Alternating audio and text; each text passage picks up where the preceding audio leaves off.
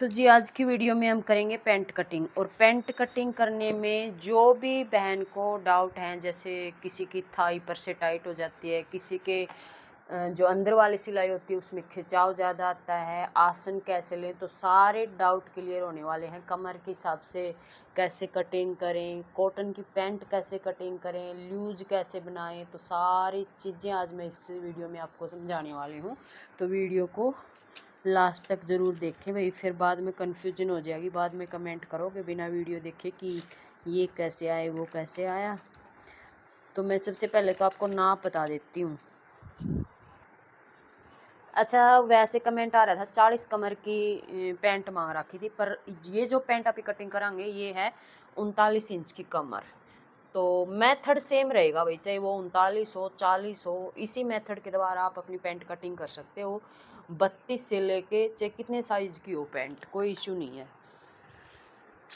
तो यहाँ पर कमर आ जाती है 39 इंच और थाई आ जाती है 27 इंच, घुटने 20 इंच और मोहरी जो रहेगी वो रहेगी 9 इंच। जो भी आप कॉटन की पैंट बनाने चाहते हो वे थोड़ी सी लूज अगर आपने बनानी है तो 9 से लेके 14-16 इंच तक आप बना सकते हो। बिना इनर की पैंट है। कपड़े को हमने इस तरह से डबल फोल्ड कर लिया है। देखो, ये जो बैक पार्ट है इसको हमने थोड़ा सा लंबा करके सेट करा है और उसके बाद ये हमने 3-4 इंच कम इसको फोल्ड कर दिया है।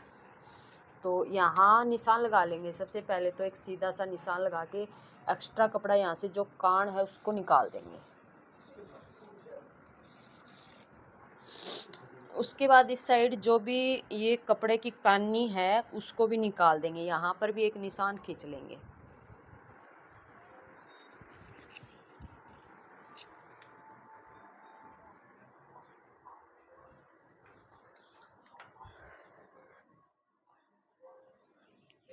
तो जैसे हमारी पैंट की कमर है 39 इंच, 39 का हमने 4th पार्ट करना। अगर किसी बहन ने 4th पार्ट करना नहीं आवा है तो जैसे ये 39 है और इसको हमने डबल फोल्ड कर लिया। अब ये डबल फोल्ड होया है, एक बार और फोल्ड कर लेंगे इसको, तो ये हो गया 4 पार्ट हो गया, ये 4 पार्ट।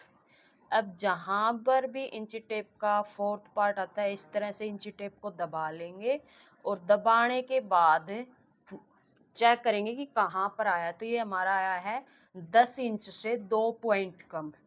तो 10 इंच से 2 पॉइंट कम का निशान यहाँ लगा लेंगे।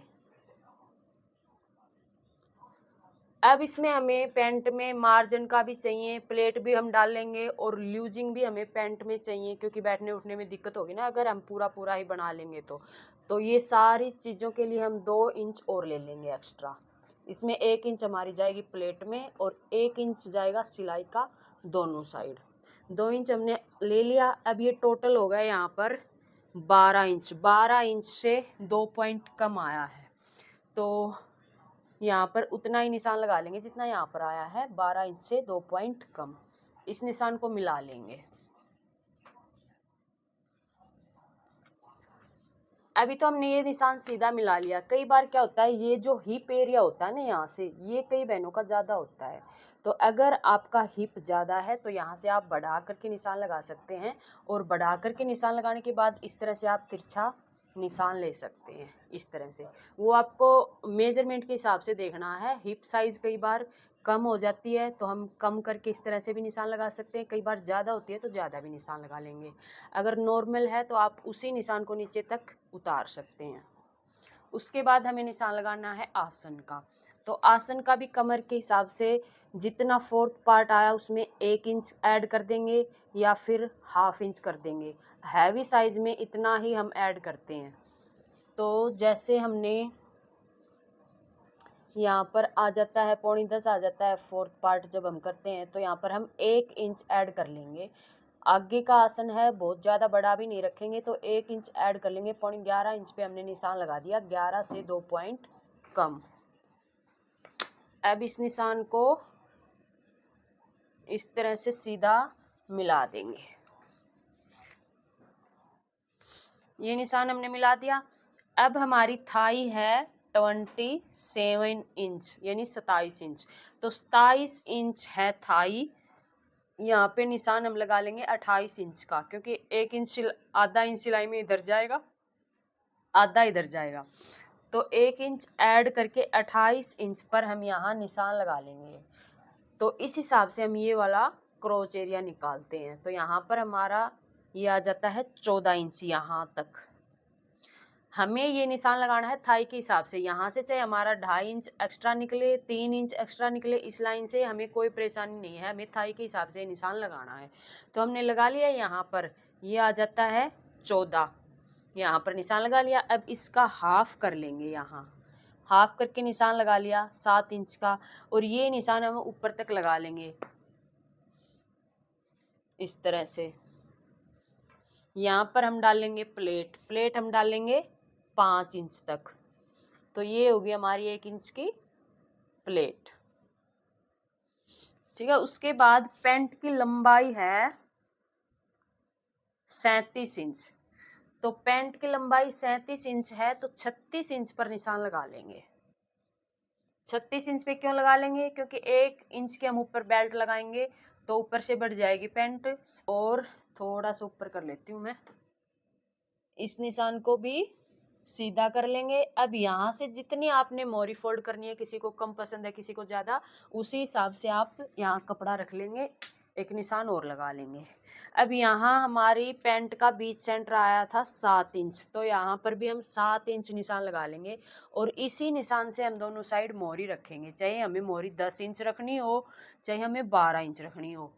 तो अगर अब हमें 9 इंच की मोरी तैयार करनी है, तो 4.5 इंच हम इस लाइन से इधर निशान लगा लेंगे, और 4.5 इंच इस साइड निशान लगा लेंगे।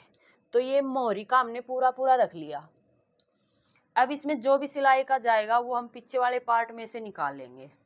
तो इस तरह से ये हमारा निशान लग चुका है। अब हम ये कर्व शेप वाली शेप लेंगे और इसको इस तरह से रख के मिला देंगे। मिला दिया, इस पट्टी को फिर ऐसे पलटेंगे और यहाँ से भी मिला देंगे। और जब यहाँ से हम मिलाएंगे तो इस लाइन से कम 1 इंच नीचे तक हमारी ये पट्टी मिली हुई होनी चाहिए, ठीक है। 1 इंच नीचे तक हमारी ये पट्टी मिली हुई होनी चाहिए, यहाँ तक हमारा निशान आएगा। उसके बाद फिर से पट्टी को इस तरह से मतलब फेस को पलटेंगे और इसकी बैक साइड से यहाँ पर अच्छे से गोलाई दे देंगे। तो यहाँ से एक अच्छी सी शेप आ जाएगी, यहाँ से कोना नहीं बनेगा। इतना समझ में आ गया आप सबको? अब हमें यहाँ निकालना है क्रोच एरिया। ये लाइन थोड़ा सा मैं नीचे की साइड ले लेती हूँ, थोड़ा सा मेरे को लग रहा है ये ऊपर की साइड है। तो अब मैं तो इससे लगा लेती हूँ आसानी से, इस तरह से निशान लगा के। पर जिसके पास ये आर्मोल शेपर नहीं है उसके लिए मैं बता देती हूँ, जैसे 1.25 इंच तक हम ये निशान लगा लेंगे और उसके बाद इस तरह से ऊपर तक मिला लेंगे। बहुत ज़्यादा गहरा इस तरह से निशान नहीं लगाएंगे, यहाँ से फिर खचाव आता है ये वाली सिलाई में, अगर ये बहुत ज़्यादा गहरा हम शेप दे देंगे तो इसलिए कम से कम 1.25 इंच का निशान लगा के फिर गोलाई दे देंगे। तो इस तरह से हमने ये गोलाई दे दी। अब कई बहनों का क्वेश्चन ये रहता है, जब हम पैंट कटिंग करते हैं यहाँ से हमारी थाई टाइट हो जाती है।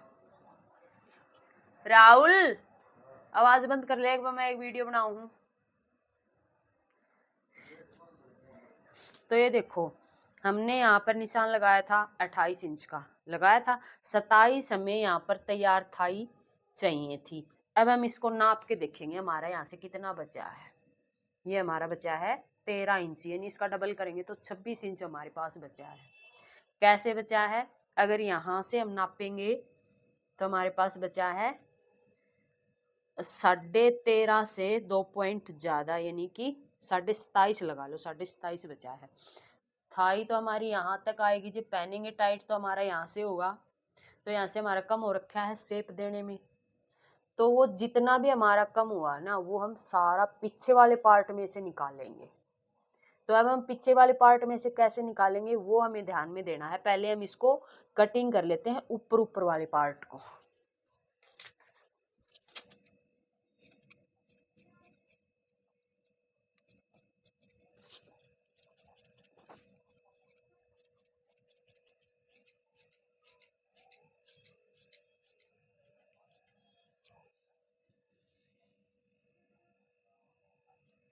तो ये ऊपर का पार्ट हमने कटिंग कर लिया। साइड से ये जो कपड़ा है इसको हम हटा देंगे। ठीक है, इस साइड से हम पूरा साथ में ही कटिंग कर देंगे दोनों पार्ट। तो अब ये जो क्रोच का निशान है, आसन का निशान है, इस निशान को भी हम सीधा कर लेंगे। और यहाँ से भी ये निशान है, इस निशान को भी हम सीधा कर लेंगे। दोनों निशानों को हमने सीधा कर लिया इस तरह से। नीचे से हम 1.5 इंच ज़्यादा ले लेंगे, क्योंकि नीचे से हमें तो सिलाई के लिए ही चाहिए, उससे ज़्यादा हमें कपड़े की ज़रूरत नहीं है। 1.5 इंच ले लो या आप 2 इंच ले लो। 2 इंच का निशान लगा लिया, ये 2 इंच हमने ज़्यादा ले लिया। अब यहाँ से हमने उतना ही ज़्यादा लेना है जितना हमारा यहाँ इसमें कम है। तो 2 इंच तो हमारा फिक्स है ही लेना।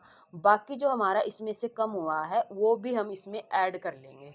तो यहाँ पर हम निशान लगा लेते हैं 3 इंच से 2 पॉइंट कम। ये हमने निशान लगा लिया और इस निशान को फिर से नीचे तक मिला लेंगे। ये मिला लिया। अब हमें चेक कैसे करना है कि हमारी थाई प्रॉपर आई है या नहीं आई है, क्योंकि हमने निशान तो लगा लिया, हमें कैसे पता चलेगा अब ये ठीक है, बराबर है या नहीं है।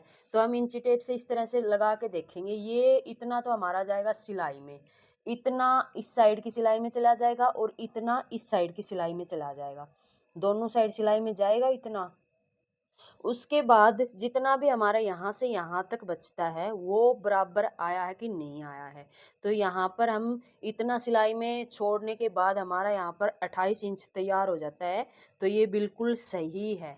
तो इस तरह से आप नाप के चेक कर लिया करो। अगर आपको यहाँ लगे कि हमारा यहाँ से फिर भी कम है तो यहाँ से आप और भी बढ़ा सकते हो। इसको बढ़ाने का ये कोई फिक्स पॉइंट नहीं है कि हमने 3 बढ़ा लिया, 2 बढ़ा लिया, इससे ज़्यादा नहीं बढ़ाएंगे। ये हम अपनी थाई के हिसाब से बढ़ा घटा सकते हैं। ठीक है, समझ में आया। अब यहाँ से ऊपर जो हमने ये इसका निशान ले रखा है क्रोच का, इसी को हम ऊपर तक मिला लेंगे। ये जितना निकला हुआ है इसको ही सीधा कर लेंगे। कर लिया। यहाँ से फिर से निशान लगाएंगे, उसको भी हम हल्के हाथ से ही लगाएंगे, बहुत ज़्यादा गहराई नहीं देंगे इस निशान में भी। और ये जो आगे का पार्ट है ना, इसके बिल्कुल सामने से ऊपर की साइड जाएंगे 3 इंच पे। 3 इंच ज़्यादा उठाएंगे। ज़्यादा हैवी साइज है 3.5 उठा देंगे, कम है नॉर्मल साइज है 2.5 उठा देंगे, 2 उठा देंगे, बस इतना ही उठाना होता है ये। उसके बाद इससे लेग शेपर से, लेग कर्व शेपर बोलो या कुछ भी बोलो आप इसको। इस ये कपड़ा भी है ना, इतना पतला कपड़ा है, चौक के साथ ही खिंचता आ रहा है। इस तरह से निशान लगाते हुए यहाँ इस पॉइंट पे मिला देंगे, इस वाले पॉइंट पे मिला देंगे। ये थोड़ा सा यहाँ से कम गोलाई आई है, इसको मैं जब कटिंग करूँगी साथ के साथ गोलाई कर दूँगी। तो ये निशान लगाना होता है हमें पैंट का। इस तरह से जब आप पैंट का निशान लगाओगे ना, ना तो आपकी ये वाली सिलाई खींचेगी और ना ही आपकी ये टाइट होगी, ना ही आपकी इस वाली क्रोच वाली इसमें आसन में कोई दिक्कत आएगी। जैसे हमने अभी इसको 1/2 इंच और कम करना है, तो इस पट्टी को हम इस तरह से रखेंगे और इसको 1/2 इंच तक इसको कम कर लें अगले पार्ट को। तो जैसे कि हमने निशान लगाया है, इस निशान पर से पैंट को कटिंग कर लेंगे। तो आप सभी को अच्छे से समझ में आ गया होगा। अगर नहीं अब भी आया है तो आप मेरे को ये बता देना कि आपको कहाँ समझ में नहीं आया। बिल्कुल छोटे छोटे पॉइंट मैंने बिल्कुल बारीकी से बता दिए हैं। ये दोनों हमने साथ में कटिंग कर दिए, इस साइड का भी कटिंग कर देंगे और यहाँ पर ये जो आगे का पार्ट है इसको थोड़ा सा आगे की साइड से भी कटिंग कर देंगे। यहाँ पर प्लेट का कट लगा देंगे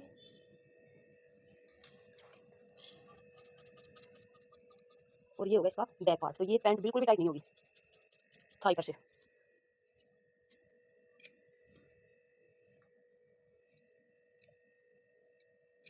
और यहाँ से पैंट क्यों उठती है उसके भी कई रीजन होते हैं। कई बार तो ये वाली काट ज़्यादा हो जाती है ना, उस कारण से भी खिंचती है। जब ये वाली काट ज़्यादा हो जाएगी और यहाँ से सिलाई लगेगी तो इस तरह से ये देखो, यहाँ से ये आसन खींचेगा, यहाँ से इस तरह से, तो ये सिलाई खींचेगी, साथ में खींचेगी ना। और कई बार नीचे मोहरी पलटने में भी प्रॉब्लम होती है। मोहरी को आप चाहे तो 1/2 इंच थोड़ा सा इस साइड से कम करके पलट सकते हो। इस तरह से प्रेस से इसको अच्छे से जमा के और फिर इसको फोल्ड कर ले, तो फिर ये दिक्कत नहीं आएगी आपको। तो पूरी पैंट मैंने आसान तरीके से बता दिया। अब मैं इसमें बेल्ट कटिंग करूँगी और इसकी पॉकेट कटिंग करूँगी।